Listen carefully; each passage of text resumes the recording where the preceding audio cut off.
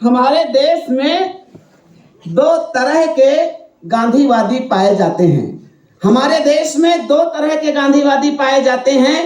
पहले वो जो महात्मा गांधी मार्ग पर चलते हैं और दूसरे वो जो महात्मा गांधी मार्ग बनवाते हैं।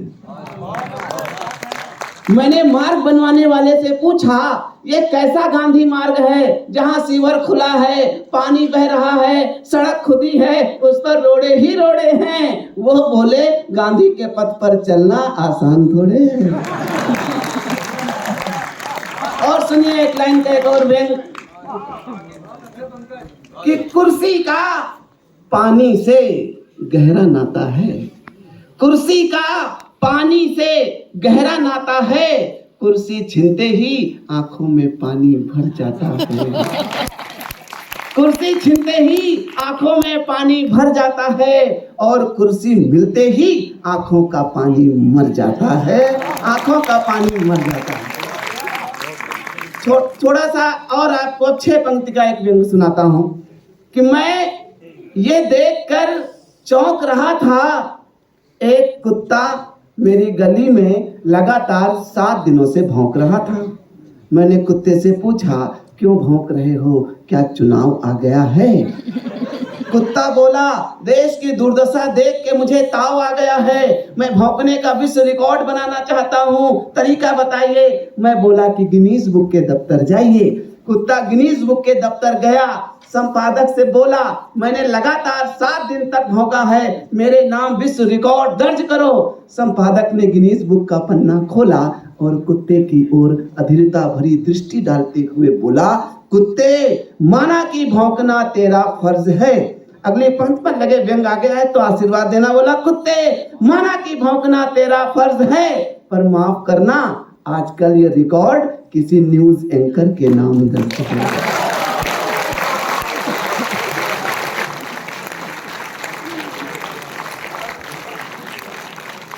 बहुत बहुत बहुत धन्यवाद। बहुत अच्छा आप सुन रहे हैं। रुपया बहुत गिर रहा है आजकल। आपसे बहुत पढ़े लिखे लोग हैं, पढ़े लिखे एक व्यंग सुनाता हूँ। रुपया बहुत गिर रहा है, समझ में नहीं आता कि गिरता कहाँ है। कहीं आपने देखा कहीं गिर रहा हो रुपया, जा करके बटोर लाएं, लेकिन हम लोग अखबार में पढ़ते हैं, टीवी में सुनाई पड़ता है कि रुपया गिरा।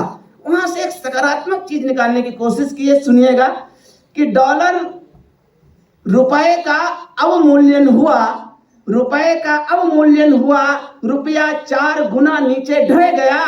4 रुपया, बस 1 रुपया रह गया। पूरे देश ने चिंता जताई, अशोक चक्रधर जी ने हमको मिठाई खिलाई। बोले, पंकज प्रसून, खुशी मनाओ, खुशी मनाओ, रुपया 4 गुना नीचे ढह गया है। अरे हमारा 4 लाख का लोन अब 1 लाख रह गया है। बहुत अच्छा सुन रहे हैं। एक अंतिम कविता सुना के स्थान लेना चाहता हूँ। वो कविता विशेष रूप से आदरणीय अशोक चक्रधर ने कहा भी था, उसे जरूर सुना देना अंत में। वो कविता है, मैं देखता हूँ अभी यहाँ पर आते हुए मैं देख रहा था दिल्ली में। मुझे लग रहा है कि दिल्ली में महिला सशक्तिकरण हो चुका है। मैं देख रहा हूँ 2-2 महिलाएं बैठी हुई हैं जिन्होंने पूरा कार्यक्रम कराया है। आपको प्रणाम करता हूँ। मैं देख रहा था ये सामने महिला एक थी, लड़की स्कूटी चला रही थी, राइट इंडिकेटर देकर के लेफ्ट को मुड़ गई। तो मैं समझ गया यहाँ हो चुका है, यहाँ जरूरत नहीं है। मैं देखता हूँ कि दिल्ली की लड़कियां जब स्कूटी चलाती हैं तो ब्रेक नहीं लगाती। मैंने पूछा, ब्रेक तो लगा लिया कीजिए। उसने जवाब दिया कि आप जैसे समाज के लोगों ने हमारी जिंदगी पर इतने ब्रेक लगाए हैं कि हम ब्रेक लगाना ही भूल गए हैं। एक कविता ने जन्म लिया, वो आपको सुनाता हूँ। लड़कियां बड़ी लड़ाका होती हैं। एक बार ताली बजा दीजिए फिर मैं शुरू करता हूं।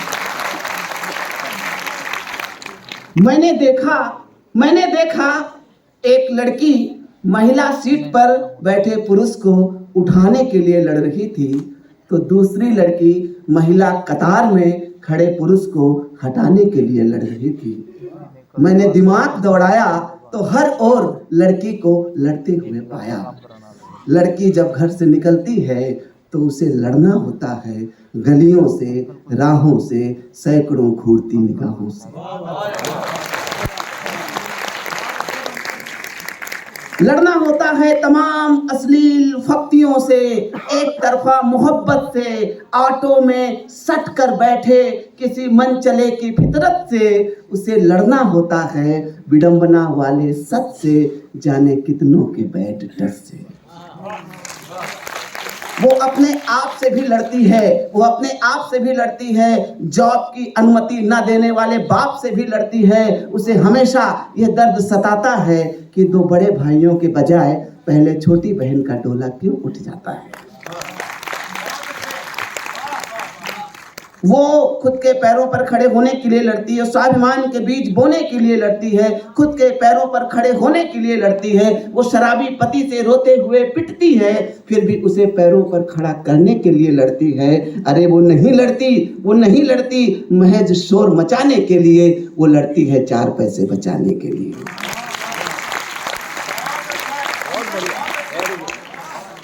वो अपने अधिकार के लिए लड़ती है, सुखी परिवार के लिए लड़ती है। वो सांपों से चील बन के लड़ती है, अदालत में वकील बन के लड़ती है। वो दिल में दया ममता प्यार लेके लड़ती है, और जरूरत पड़े तो हाथ में तलवार लेके लड़ती है।